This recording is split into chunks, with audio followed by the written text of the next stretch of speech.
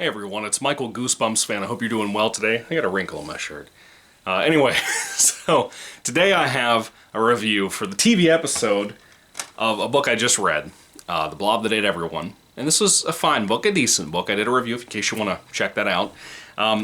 This is like the third to last Goosebumps book I have to review from the original 62 classic Goosebumps books. Anyway, I have the actual DVD I got at a local pawn shop a couple of years ago when I got ready or around the first year of the anniversary of this channel. This is the DVD release they did a few years back when they actually put this out. This wasn't available, as far as I know, on any kind of DVD or VHS or anything back when I was a kid. Anyway, so, this is the thing. This episode... Ow, I hit my toe. This is an episode that I am not thrilled with, but I do want to say it's a fairly close, fairly honest adaptation, pretty close adaptation of that original R.L. Stine book. Now, I'm a big Goosebumps fan, as you guys know, and as I wasn't impressed with the book that much.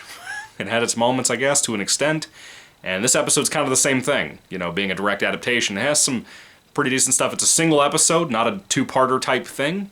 20 minutes long, 22, something like that.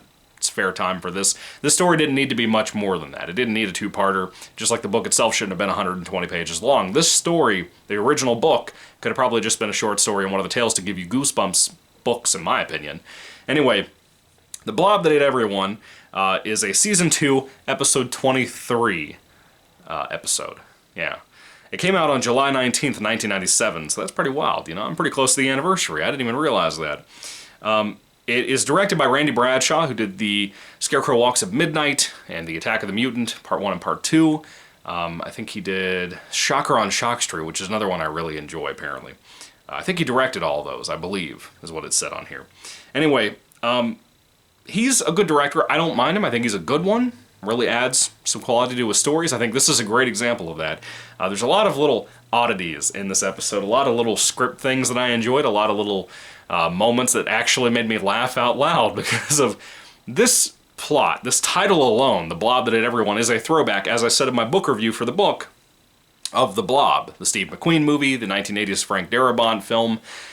It is a throwback to that. Stine is very influenced by the Steve McQueen type stuff, the old 1950s, 1960s type of horror stuff, even all the way back to the 20s and 30s, you know, with Dracula, Frankenstein, all those things. Stine has always been influenced by those things. One of the reasons I love him, because I'm influenced by those things too as a writer for my small projects I do. I love Stine, and I think the little things they do in here are nice little quaint nods to all those kinds of old properties. This thing is kind of a mess, kind of a sloppy, messy episode, which is fitting for a book about a blob monster. And where do I even start with this? It's basically the exact same plot, like I said, of the original book. There's a kid named Zachy. I think the kid playing him's good. He's fine. He's trying. You know, he's a kid actor. What do you expect? From the 90s? What is this, Mac and Me? Or E.T.? What do you expect? Anyway, so he's basically wanting to be a horror writer one day. He loves scary stories. He loves to write them specifically. He wants to be a writer one day. And he and his friend Alex are walking by a store one day that they knew locally. They haven't been inside of, as far as I know. I think in the book they specifically had not been in that store before. But it's burnt down, apparently, from a recent storm that happened and some lightning that struck it. And he goes inside and he sees a typewriter. He really wants to pick this up because he thinks it'd be a good tool to really get in the mood and the atmosphere to really write his stories the best possible way he can, specifically for a series he writes called The Blob Monster. And when he touches this typewriter, he gets electrocuted by some blue ziggles. You know, some little squiggle lines on a 1990s show for kids. Yeah, so he gets electrocuted by this. We don't know why, he just does. And it looked like the typewriter got zapped too, which is bizarre. Anyway, the store owner happens to come out, and she surprises him, and she says, hey, you know what? If you like that typewriter, you can go ahead and have it. Just write me a really good scary story. He says, okay. He takes it home, he starts working on it, and when he and Alex are hanging out and he's writing some stuff on this typewriter, he starts to notice that, for example, if he types in, it's a dark and stormy night in the story, the weather outside turns into a dark and stormy night, even though it was really, you know, a nice pretty day, that kind of thing. So as you can tell, it's kind of one of those types of things that everything he types into the haunted typewriter, the one that zapped him, you know, things start happening because of that. And that could be a cool concept, and the situation here, very much like in the book, it's not that great. There's a bullying aspect to the book that I like, and I think that that should have been included here a little bit more. Instead of just having the one kid, Adam, that's kind of a friend, but kind of a condescending friend in the episode, or in the book, being the main bully here, with kind of two other background kids that are there for like a scene and then they're gone. The bully aspect worked a lot better in the book than it did here.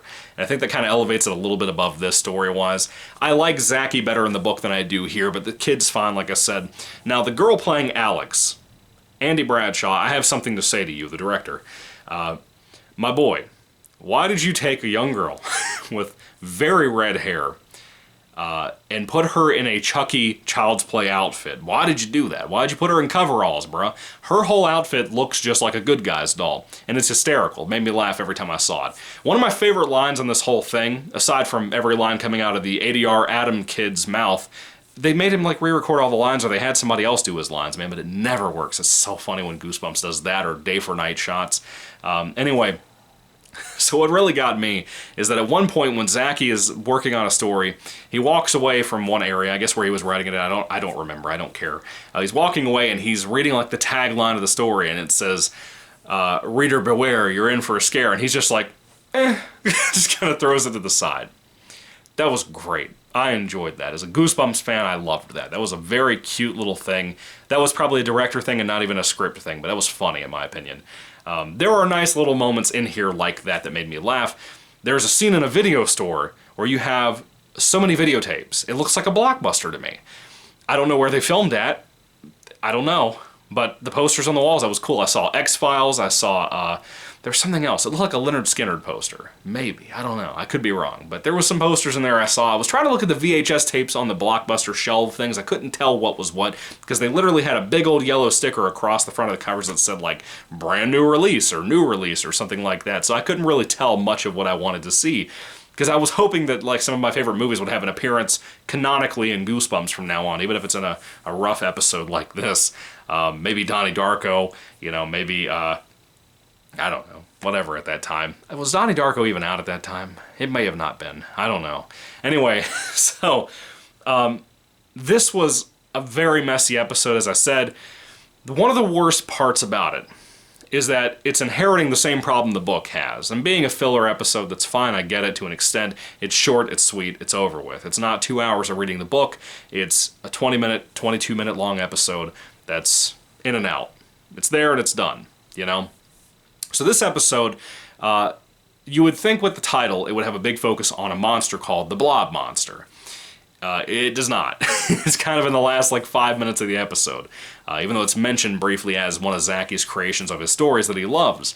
The Blob monster has a design, and I swear I've seen this somewhere else. Maybe it's when I watched half of the episode way back in the day, and I never finished it for whatever reason. I think my Netflix account ended at midnight that night, and it shut off in the middle of the episode, or my phone died or something, and then the next day I lost my access to that account. I don't know what happened, but eventually I lost access watching that episode halfway through years ago, maybe even before the channel, I don't remember. But that monster looks like absolute trash. It looks like garbage. There's an old 1950s movie I saw years ago. I do not remember what it was. It might have been something about giant leeches or something. This monster looks like those. I may have even done a Things Like Goosebumps video. I don't know. I saw this a year ago, I think, watching it, but I don't know if I did a video on it.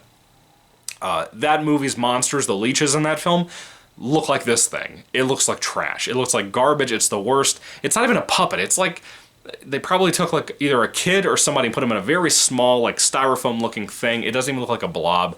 The one in the Goosebumps movie looks a lot better. It's CGI obviously, but it's kind of like a direct ripoff of the Blob from the Steve McQueen movie, the Frank Darabont movie, and that's fine. I'd take that over this crap, because this crap doesn't even look like a pink blob.